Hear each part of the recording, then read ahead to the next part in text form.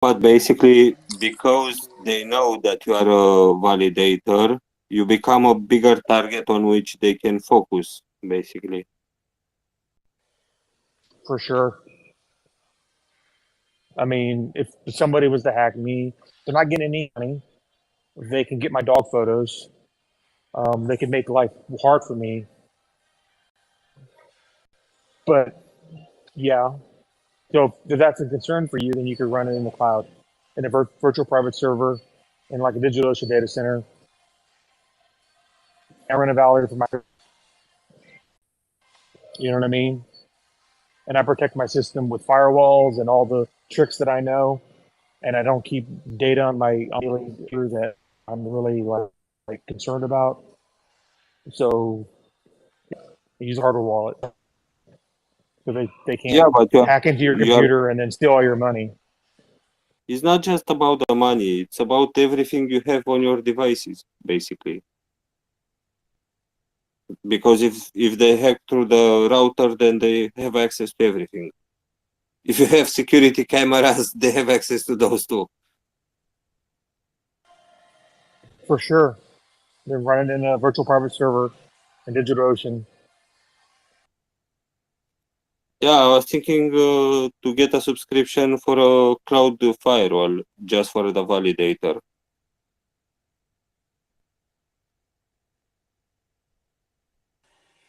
Yeah, and then one thing that Davis Peter has mentioned was you can get a static IP address through like no IP, and then you can set that up, and then so the IP address that's publicly available is like their IP and not your IP,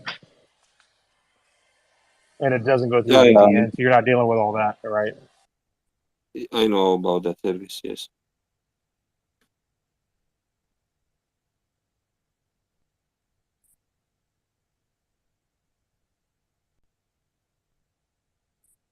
There's lots of very terrible things you should worry about in the world, always. I'm reading a lot of cyber security news, so I've heard a lot of Yeah, I this thing. would I would say yeah, worry about stuff, but don't let it paralyze you. No, no, I'm just trying to plan it in a smart way, like to have an intelligent design behind it, not just throw the server together with the router, with Sure. the phones, laptops, and everything. Yeah, for sure. There are absolutely things you can do.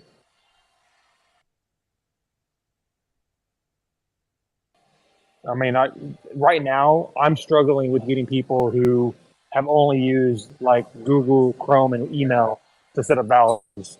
So, like most of the people that I'm to aren't at the level where they're trying to change their network infrastructure and doing proxy to their IP address and they're routing through VPNs and they're doing all this stuff. They're like, how do I actually just physically like set up the validator somewhere and let it have it function?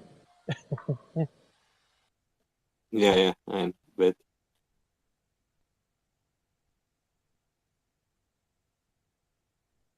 Yeah, the networking aspect is really can overwhelm people. Uh, they might be very enthusiastic about validating, but there are a couple of tricks. It's really not that hard if you're really dedicated, but you have to button up security, understand a little bit about networking.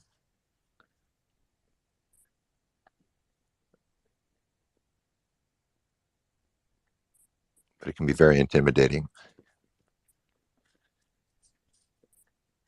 Adrian, did you tell Gamma what computer you found? uh, I don't know. I've found a very cheap computer. I've paid less than $200. It's a i7, 32 gigabytes of RAM, uh, 6 cores, 12 threads. It's extremely silent. It's more silent than my laptop. And I have a 2 terabytes SSD that I've brought separately. And basically, I've installed Ubuntu on it. I started to do the David Feder tutorial. and I got stuck at the 3/4 of it because there was a comment that I took the whole 5 rows because it didn't seem like I should have put each row at a time, and I wasn't watching the video tutorial. I should have just done that, and I put the whole command at once, and now I have to delete a folder. I forgot which one of them, and then redo the last 2 steps. But I'm waiting for the V4, so I'm not starting to sync for a few days, and then I have to start again with the V4. Yeah, for sure. There's a few people that I got set up on V3, and they're like, "Oh my god, I have to start with V4." I'm like, "It's super easy. Update the client, delete the databases, change the flags for PulseChain testnet V4 instead of V3, and then start them up again. And now you're syncing again. Like the hard part's getting set up initially with the dependencies and knowing how to use Docker. If you're using Docker, usually almost everybody's using Docker. Yeah, but Richard said that he's releasing this week before, so by the time I will get synchronized, V4 will be released anyway. Oh yeah, yeah. I mean, yeah. I don't know when V4 is going to come out, but as soon as possible, right? Yep.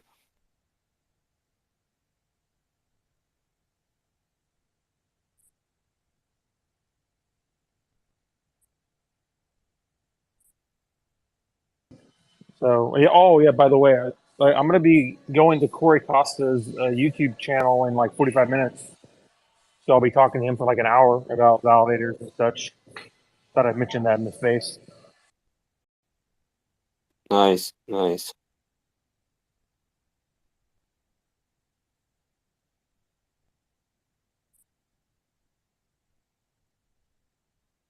Oh, Gamma, have you ever looked into Fedora Silver Blue? It's a special version of Fedora which is immutable, and also Vanilla OS.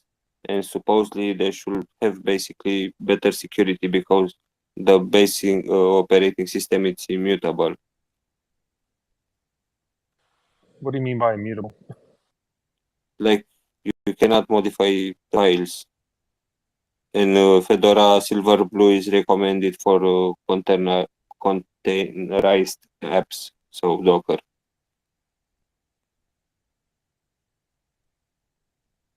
Yeah, I mean, I used Fedora like a long time ago when I basically got a USB drive that had like 20 different Linux distributions on it, and I just tested a bunch of them. And like I mostly use Ubuntu, but I actually used CentOS back in the day when I first started getting into doing cloud Linux distributions and public, the public like apps and stuff. CentOS is what I use, and then now I use mostly Ubuntu because I'm usually just I'm just deploying apps, and it's the easiest one. It's the one I know all the commands for. You kind of get into a rut where you end up like, okay, oh, CentOS. Like even I used CentOS a month, 2 months ago, and it was like such a pain because I had to Google all the commands. These are like installing packages and stuff. Like the commands aren't exactly like Ubuntu. So that was like, oh god, I wish I was using Ubuntu right now. It's too easy. But I had to keep on going to documentation to figure out how to install packages and stuff. Yeah, the same way for me when they moved from Linux Mint to Fedora.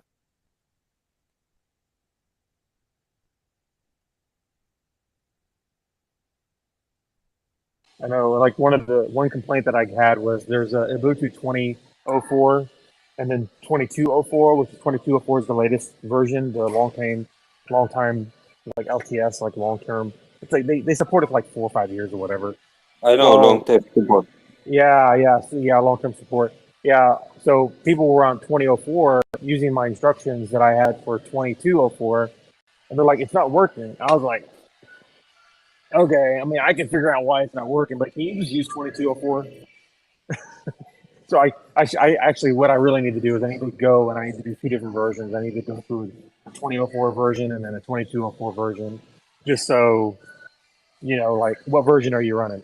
I mean, it's 2004 and 2204. or like people were going to pick either one of those basically for Ubuntu. So I just need to go through that one day. Should be super easy. I'm sure it's incredibly small change.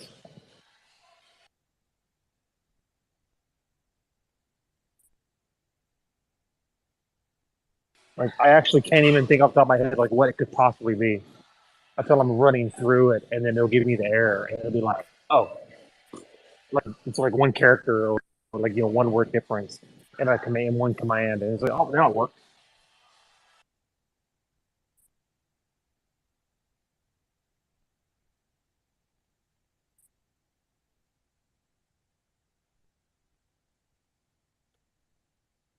I hope this week I am joining the validators club. Yeah, I mean, there's a guy that has a script that he wrote, David Feeder's script Yeah, is that one out. I'm Then following. tutorials. There's GameSys10 has a tutorial that's like for Ubuntu. That's like has all the instructions and the context to understand what it means to be a validator.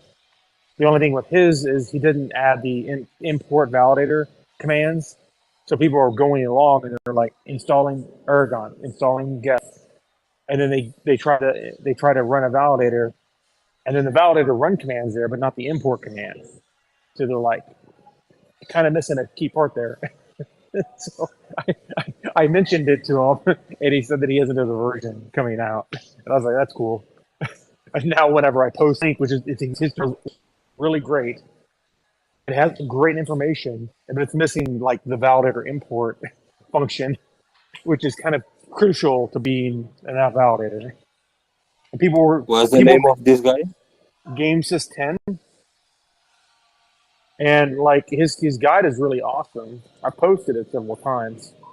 It's GAMESYS10, and he's got this tutorial. And it's in the chat. I've posted it several times. If you're in my chat, by the way, it's one of the pinned messages.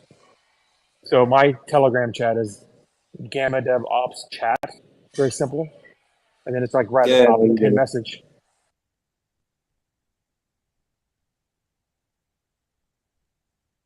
I mean, what's so funny is it's such an obvious thing that it took me forever to figure out what was wrong. Because people were like saying they couldn't get to work, and I was like, why can't you get to looks like everything? I don't understand. And then it's like, oh, the import command is not here. Oh, that's kind of a thing that needs to. Never mind. Okay, but here's the import command. Right? It was like so obvious that I like didn't even realize that it was missing.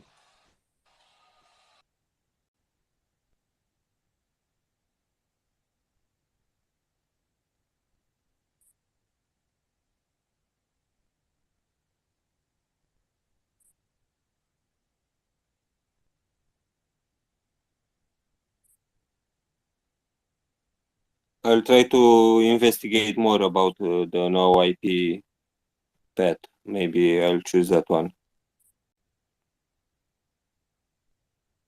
Yeah, that seems like the easiest way to I don't know, mask your IP address. Tell the network that you're using a separate IP that I found.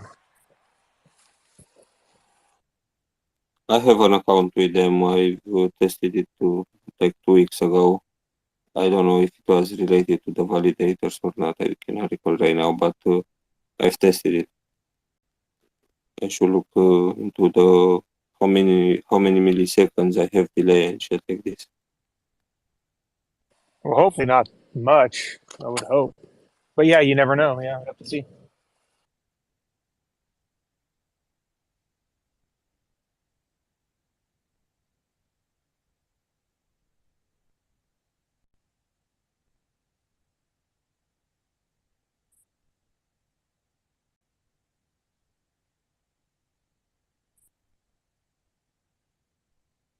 And then I mean, another thing you could do is you could have a guest network on your router, and then you could have the validator on the guest network and not your actual network, and you can bifurcate your network, your LANs, which might not be a bad idea. But I mean, that's like, I don't know. That's the thing. Maybe probably get to that. I don't know. Like there's other Yeah, people. Hangouts a I've security tried it. expert. I know tricks. Hex Hangout's the expert. Yeah, I've isolated them in the router, but I'm limited in what else I can do there.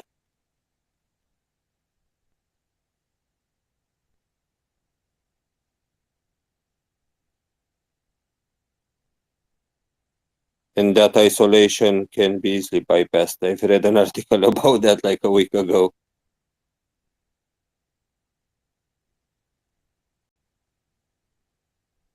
Yeah, I mean, you can just set up a second router. Totally. Or just hardline in with the separate router. Or, hey, get dual internet. And then you can, you know, yeah, I don't know.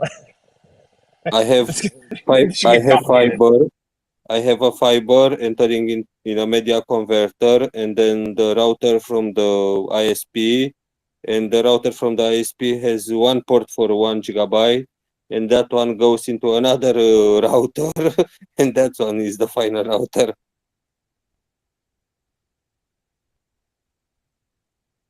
But I can use the 100 megabytes ports. How much speed do I need? No, I mean, it's very little. If you can stream YouTube without buffering, that's how much internet you need. It's like less than 100 80 to megabits, 100. something like 80 that. to What was the 100 number? 8200. What unit of measure? Megabytes, bytes, bits, bytes, bits. bits, bytes. No, it's not. It's 8x difference. Megabits. Yeah, it's like not a lot. I mean, it's like 1 to 4 megabytes per second is the blocks per 10 seconds, plus the transactions that are being shared amongst all the full nodes. I've So, seen that the size of the Ethereum blockchain increases at around 1 GB per day.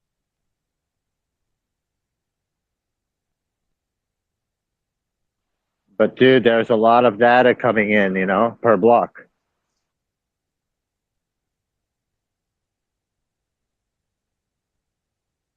The pulse is not going to be like that in the beginning, not too much. So Yeah, but that's the target, I guess. well, I mean, right now on testnet, right? And testnets don't even get as much usage as mainnets. We're looking at hundreds of transactions per block. Sometimes there might be a 6 or whatever, but I'm seeing almost 300 transactions a block, 100, 150, almost 300. I mean, that's on testnet. So when real money's involved, I mean, I'm interested to see what kind of transaction throughput people are using the network for. I mean, I don't know. Could be quite a bit.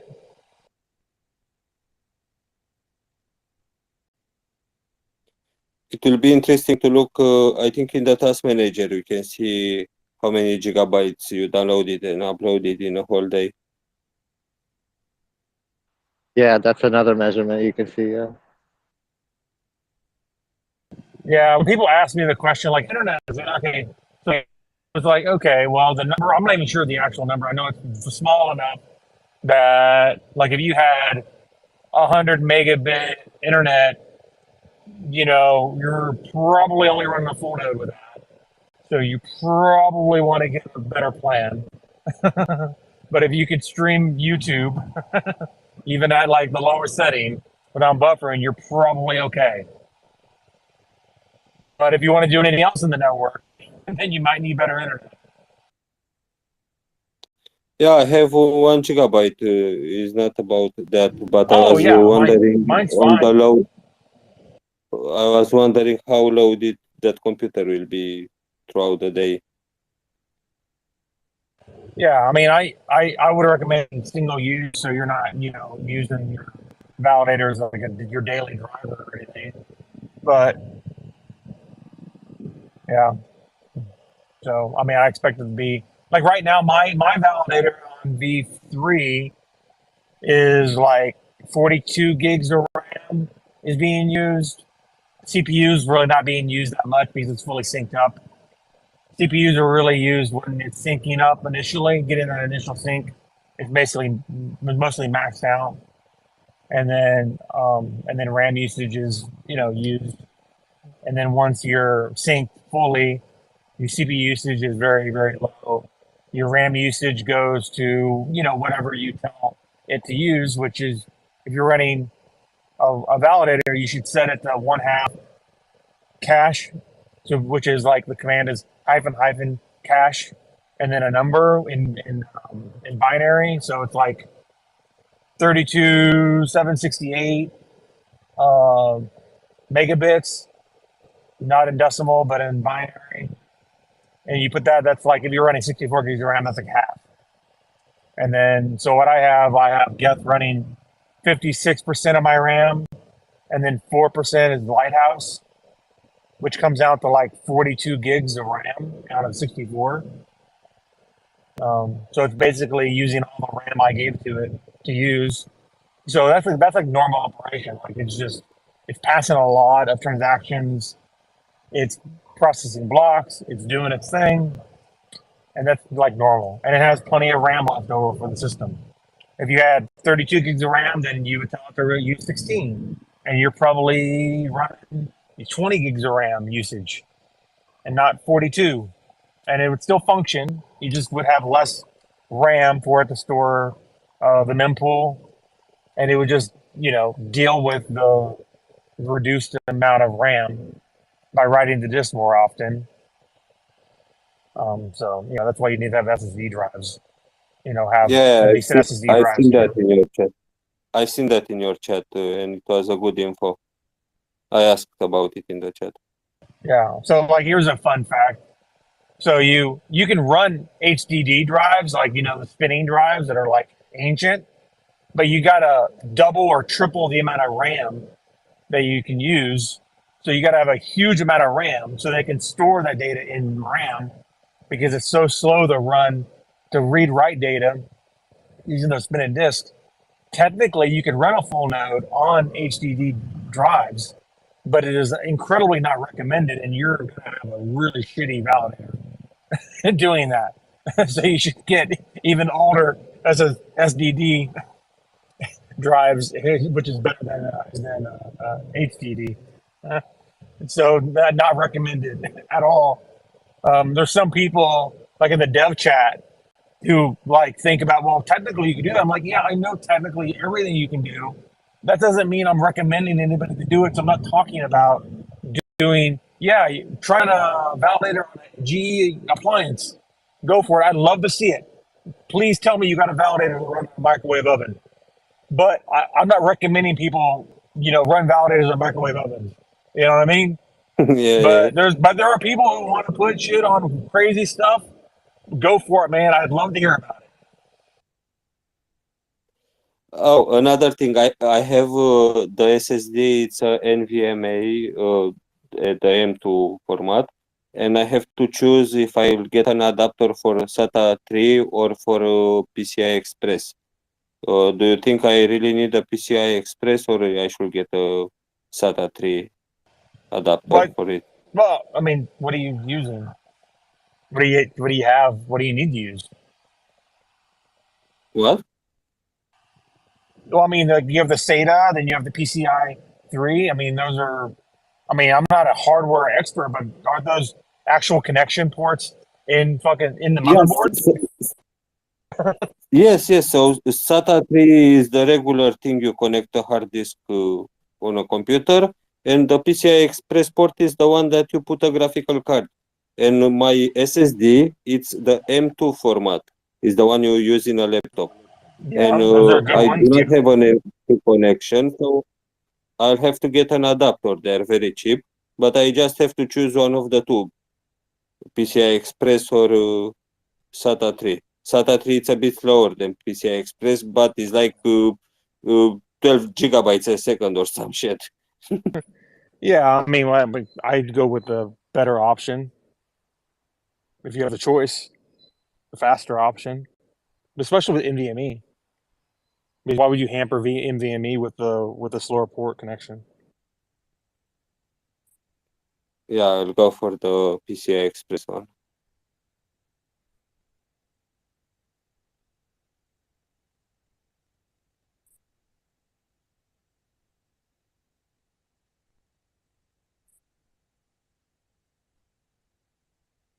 Well, here's a great thing. I used to go to Fry's when I learned how to build my own hardware, which I've done, I don't know, like a couple times. I'm no expert on building hardware or anything. But I used to get my stuff at Fry's and they shut down in my area. And then I didn't have a place where I could walk in and like get components. But then I found a somebody recommended a place called Micro Center, which is like the same thing where you walk in, you can buy the parts off the counter, you know? And I was like, oh, sweet. And they have one near me. So I totally have to go there. So after PulseChain launches, I didn't admit to my wife, but I might be building my own little, server because, I only have 64 gigs of RAM, 32 gig, 32 core, maybe, maybe I should upgrade my computer for no reason other than the fact that it's fun to do. Yeah, like the saying, boys with their cars, now boys with their computers again. Like in the I childhood.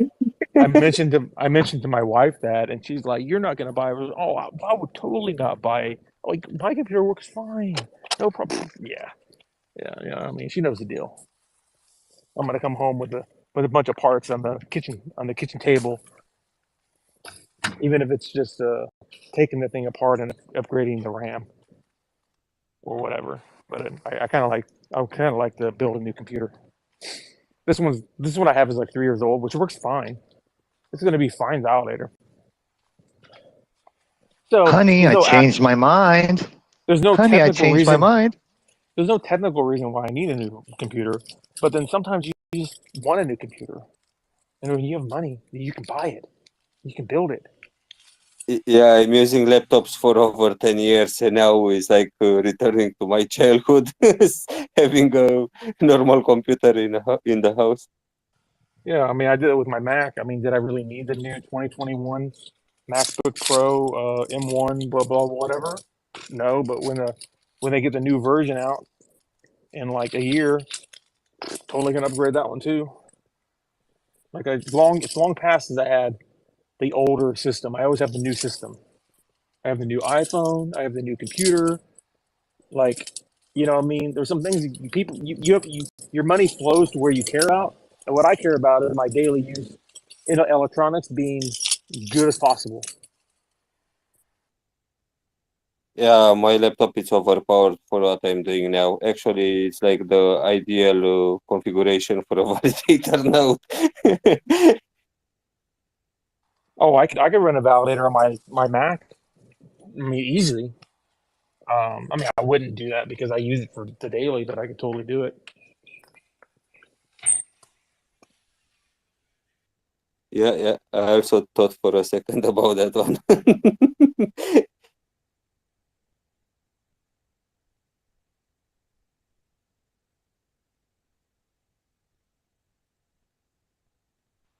I have four Actually, workstations waiting fighting for me in virtual the box on my warehouse. Mac with the image version 7 beta and trying to get virtual machines to boot up on my Mac.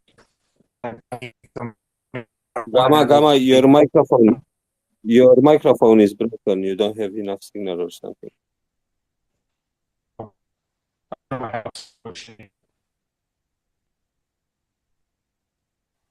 hear me now? Yes, yes. No, I was Do saying you is hear I'm me? fighting VirtualBox because they have a new beta He software doesn't hear for me, the man. one-chip Mac, and I want to have the ability to boot up VirtualBox, virtual machines on my computer for development purposes. It's always good. Hey, Gamma, It's you always hear a thing. me? DMF, jump out and come back. Sean had a problem earlier, I think. Or Famous was joking with him about that.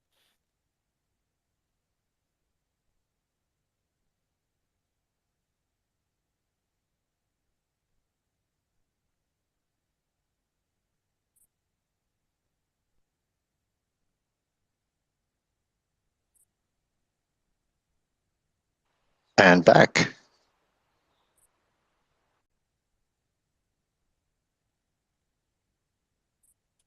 I think Gamma is also rejoining.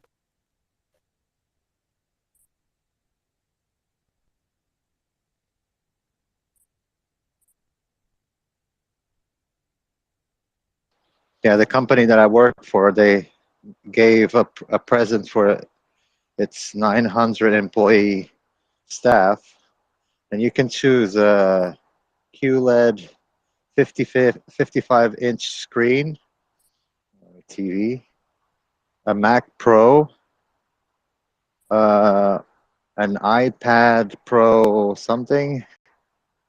There was something else. I don't remember what it was. But there was 4 things that you could choose. I chose the Mac Pro. Nice. The iPad only came like it was like a Christmas present for everybody. Um, but the iPad took, I think it was like June or July when it came. Some type of parts missing or something like that in the production line.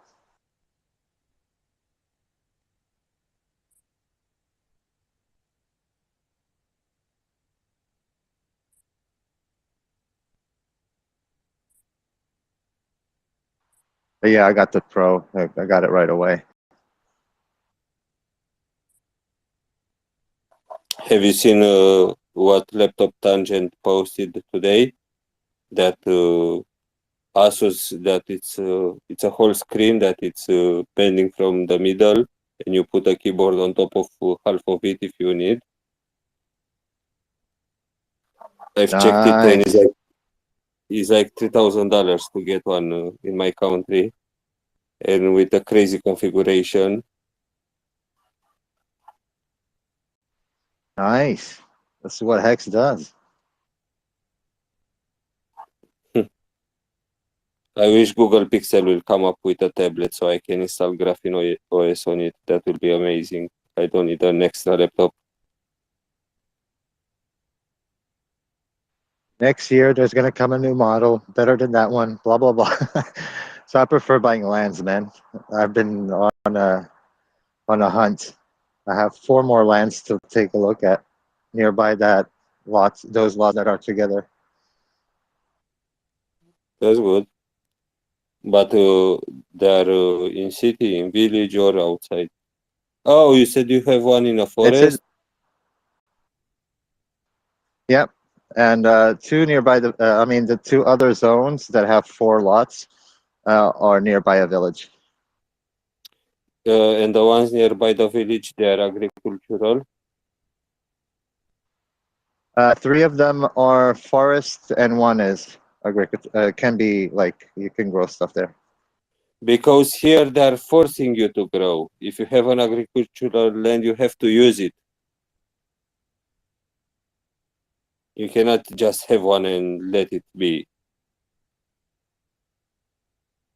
Well, I still have no company name or anything like that. So until then, I'm just a landowner. And I clear up the forests every summer or every second summer.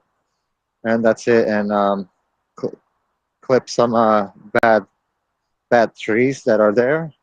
And that's it. Let it grow.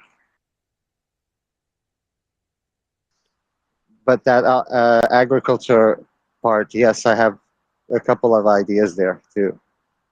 If I stay in Finland.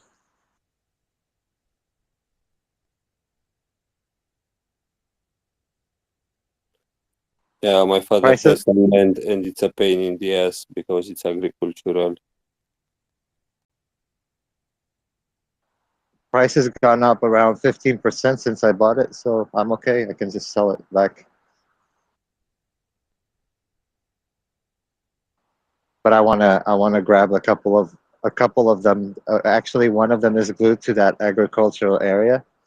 I mean, it's not right next to it, but it's like 500 meters away. And I hope that one day that very old couple that lives in that middle part will sell their land. And if they sell it, I'll buy it. Then I'll have a massive place. Fence it all up, re-fence it, and buffaloes. How big they are in size, the lands?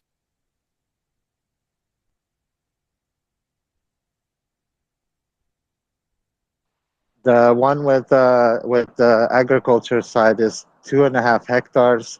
It's not so big. but the other ones are quite big because it's only forest. So I don't know. I don't know. Around 200, 300 hectares. Wow, that's crazy. Nice. You have 200 hectares of forest. That's crazy.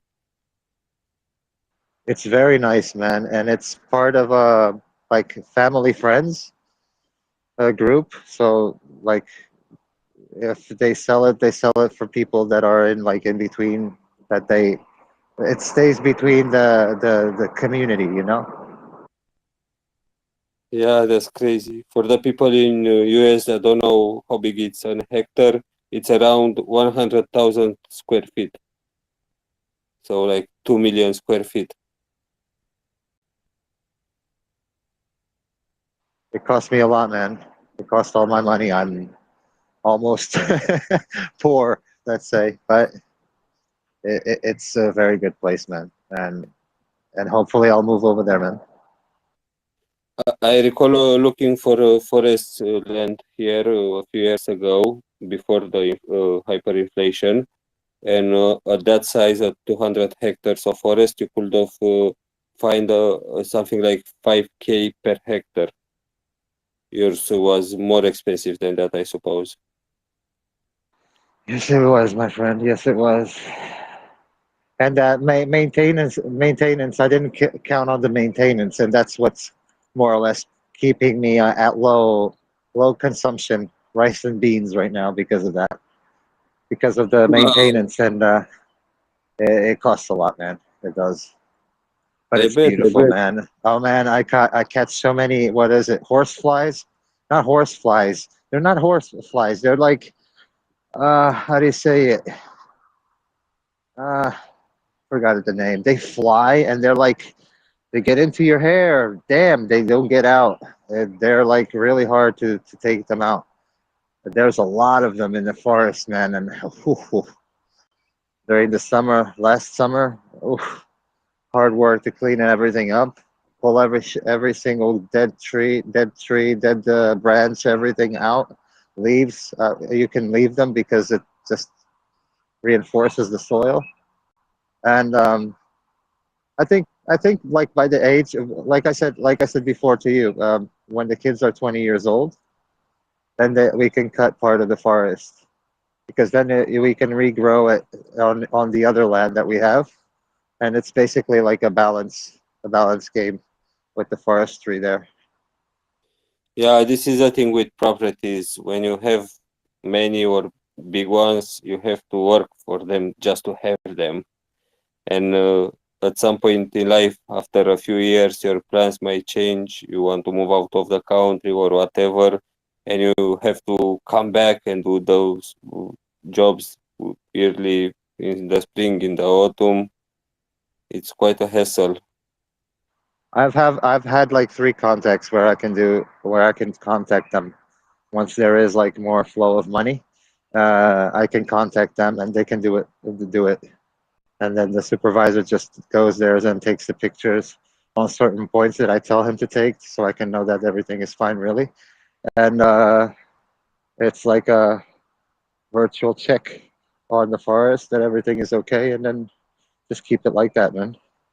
It costs around like per hectare around, let's say, 200 to 300 euros for cleaning up, But it's well done, man. They do it really well. I've seen the 3 4 lands around where my father-in-law has his own lands, and yeah, they do a really cool job, man. And my father-in-law is a master in forests. He spent his whole life cutting trees, man, here in Finland. So he knows his shit. He got a cottage. He bought a cottage made out of cherry wood, right next to a massive lake that is like at least 15 kilometers long, and solar panels, everything put into it. 95k, 95,000 euros. It's like a grab. Seriously, it's a massive house with a separate outside sauna. has a fresh water well. They just need to pump to get the water. I'm gonna sooner or later when one day when the kids are already grown up and I'm old, I'll just put a nice pump there. Just press the button and the water comes in, comes out. I've just calculated 200 hectares times 300 euros for the maintenance. That's 60K a year for the maintenance. And a little bit more, man. So 78,000. Like Oh my God, it that's costs. awful externality. You should try to do something with that forest too. I don't A know. buffalo, my friend, buffalo. And you This is can why I make want to that fence much the whole money out thing. of buffalo? I I want don't to know. fence the whole thing and have buffaloes. It takes a while, but bisons, yeah, I'm gonna have bisons if I want. If I want to stay here in Finland, it's bisons that I'm gonna be growing, man. Can you buy bison puppets? You can buy it from United States, bring them over here. It's legal. You just need a license for it, and that's it. And you grow, make your own company, growing bisons, and that's it. Of course, my chickens and everything else, but that's separately. That's not part of the Yeah, company. It's but just like our own this maintenance. Yeah. this is like millions of dollars of investment, and I don't see return on it. I mean, it will be a return on it, but you cannot even compare it with crypto, and it will be a lot of hassle. It will be more like a passion, something recreational rather than as a Yeah. business. That's my shit, man. It's not going and parties and having Ferraris and these kind of things, man. My thing is calm, man. I have a family. Everything is fine. I don't need too much. My little corner, leave me alone. Uh, that's it, man.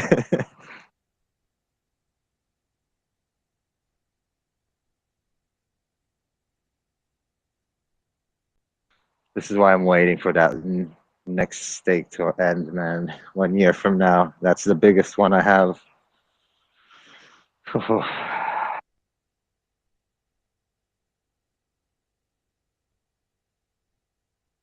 I was a bit stupid. I put too much. But hey, delayed gratification. Yep.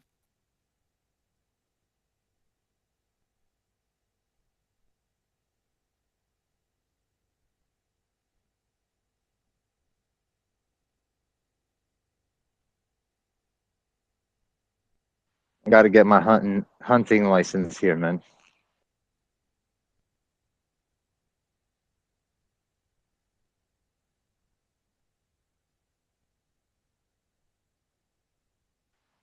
And I can possess 3 shotguns.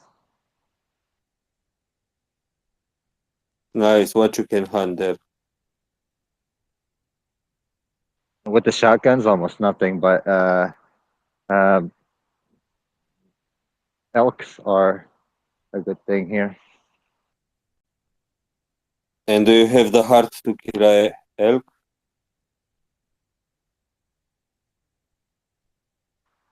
You have to see it as not like I'm having fun, I'm hunting a lion just for fun, you know? Here it's like this: when you hunt some animal here, at least inside the family and the community is like that. When you hunt an animal, you go in a group. It's not only one person. There's like 8 guys going in different places. Every person knows where everybody is, and there's always one guy that actually hits the hits the hits all 3 of them. They have like a group of 8 to 12 people, and then this year there was 8 people, and this young guy just hunted them all. So it's divided by the 8 people, the 3 elks, 2 adults, one young one, and it's safe. All the meat, all the skin, everything is taken care of. Only the bones are not quite used, but the rest is taken care of, man. Everybody eats it. There's a in the summer, there's a big chunk that's saved in the summer for this marry like a what is it, wife carrying competition where they offer the meat for the celebration. So it's a community thing, man. It's not like, hey, we're gonna go hunt just because we want to go hunt, you know. What is Yeah, it? I Waste think waste hunt? I'll hunt a boar or something else, but not an elk.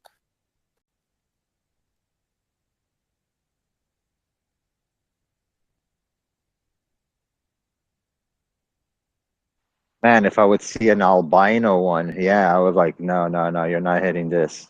We're not hitting this. And whatever is making being accompanied with it, we're not shooting that. But When the I rest, when I it's go another with the animal. e-bike, when I go with the e-bike in the forest, I am fast enough and silent enough to end up very, very close to a pack of deers. And when I see them, gosh, I could not shoot that thing down.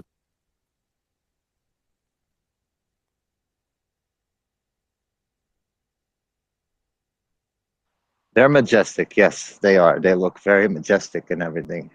But remember that in old times, there was no supermarket. You had to go to the forest and hunt, and you would divide by through the village what you hunted, you know. And that's basically the mentality in that village, you know. It's like community, you know. And I'm a foreigner. They take me like really nicely. It's not normal. They don't take foreigners that normally, you know. Nice.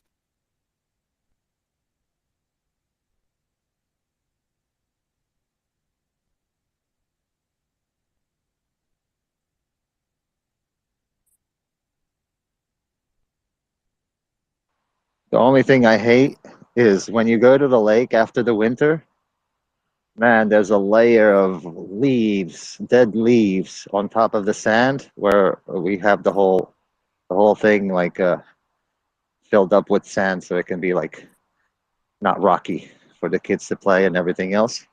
Um, and yeah, there's a massive layer of leaves like there, and then when you step on them, it goes like all slushy and slimy. What the? Mm. And that's the first thing I normally do when I go there.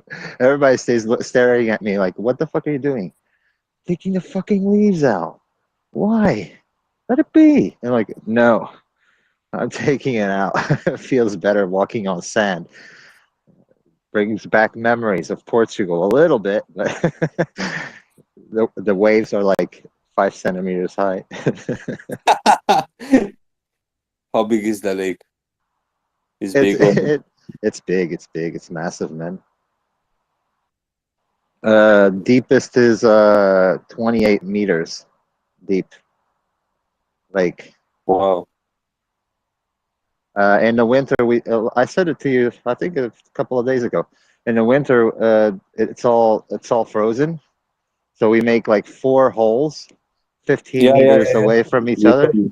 Uh-huh, yes, you told and me. put the When- net, and we got fish. He has a separate. This I didn't tell you. He has a separate fridge, but is not being used as a fridge.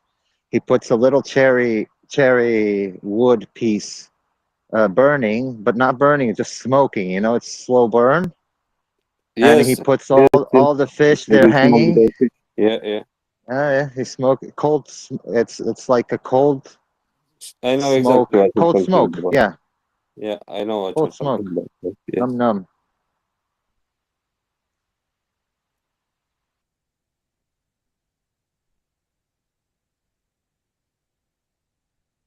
Funny thing, yesterday I eaten smoked Norwegian herring.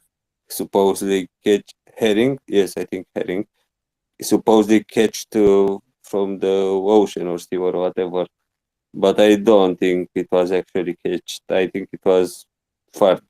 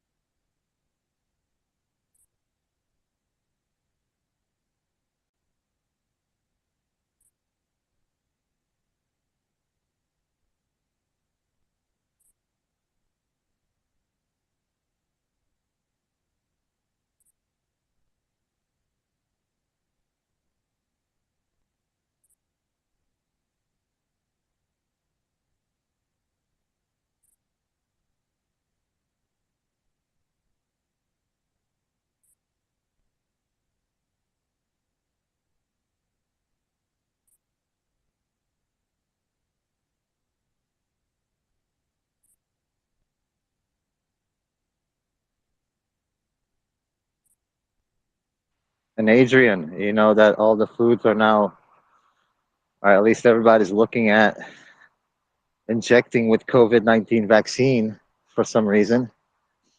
Yep, yep, Um, yep. uh, the elks are really good, man. The elks are really, really nice. Indeed. And the fish in the sea. I'm more looking at the lakes because Fukushima is still around.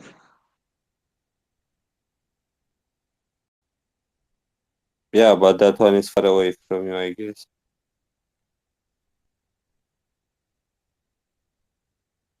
It was far away many years ago. Yeah.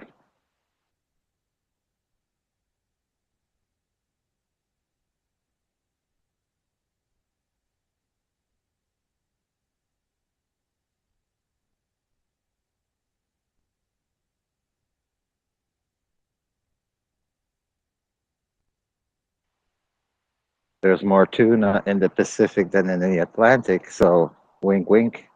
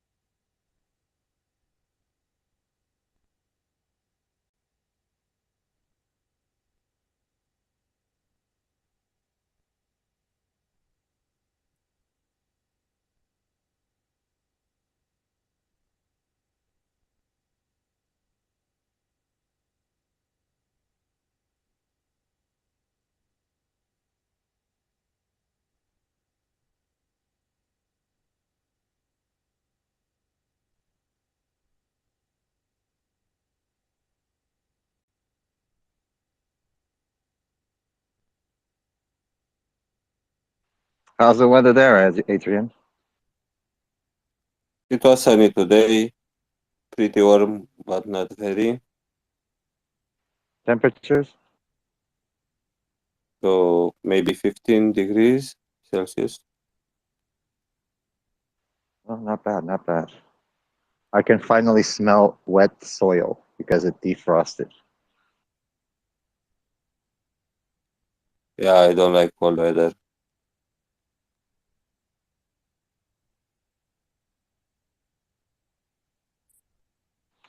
I got my tomato plants all bushy already at home, waiting for it to get a little bit more warmer to put them outside.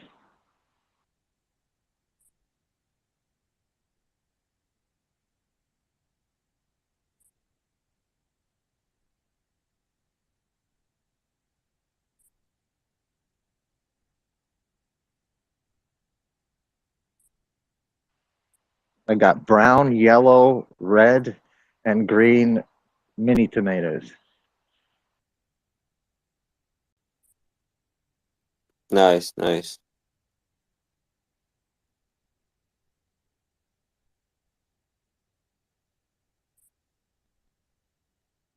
I'm gonna try out the copper thing, like basically like around all I around know, the. I know. Around the steam at the bottom. Yep, to give some current to the soil. Yeah, I don't think it's about this. I think it's something related to that oxide that the copper is producing.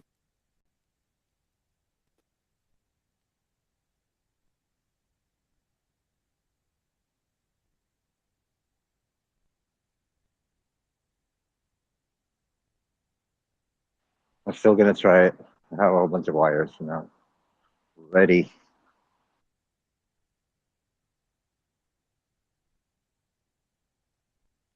Related to electricity and planting. There was a book, I think, from like 8 years ago or some shit. Scientist was growing plants and basically charging the earth with electricity around them, and they were growing much faster.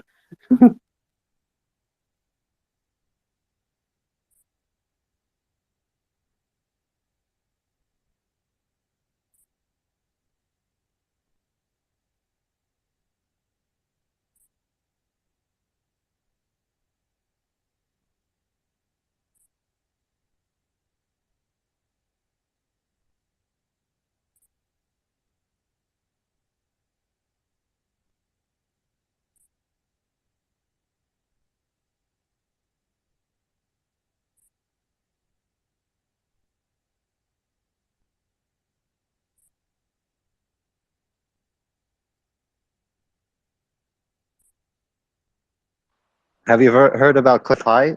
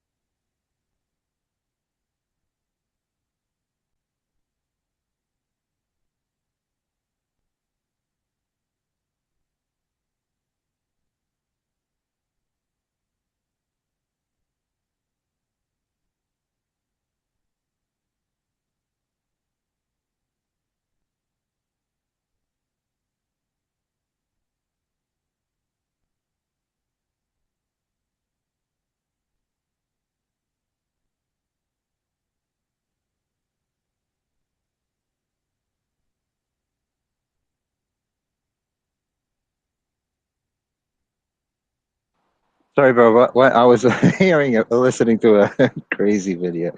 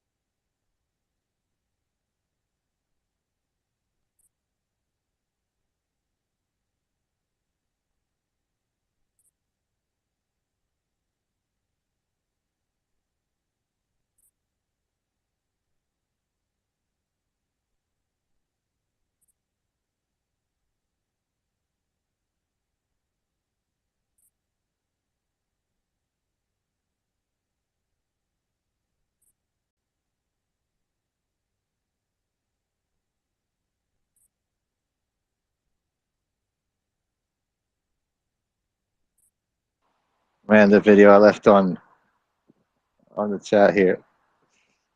Man, I was about to say Hexacom free. Free yourself now. Forget about it.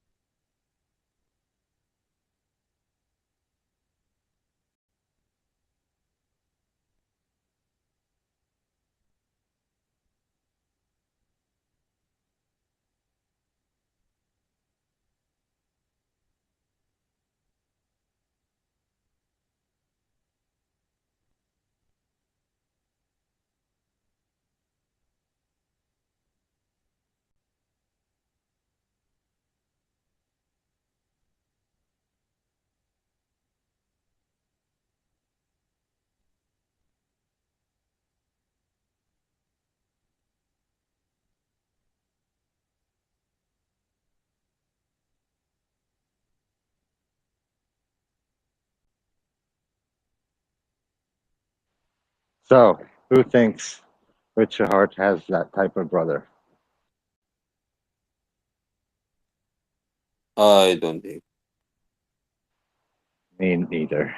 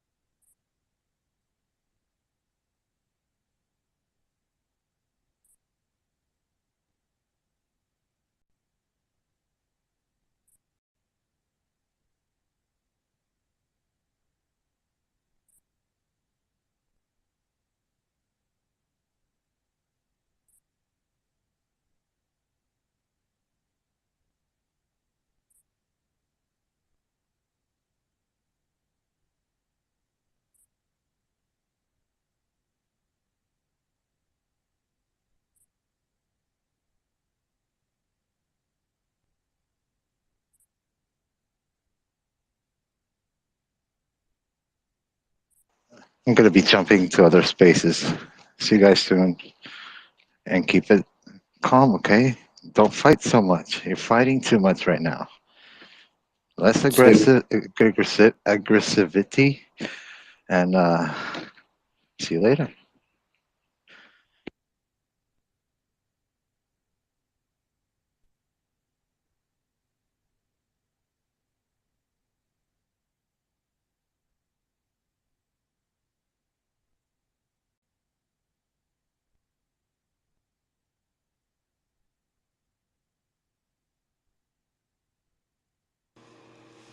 Hey, can I ask a question about validating?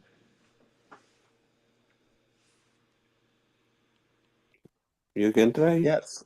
I Yeah, don't know if I can I answer. know that you used like David Feeder's script. Did you have errors in that? Like when I did it, it got to a point where it said like, beacon chain doesn't exist. And I just have to restart all over, but I don't know what I'm doing wrong.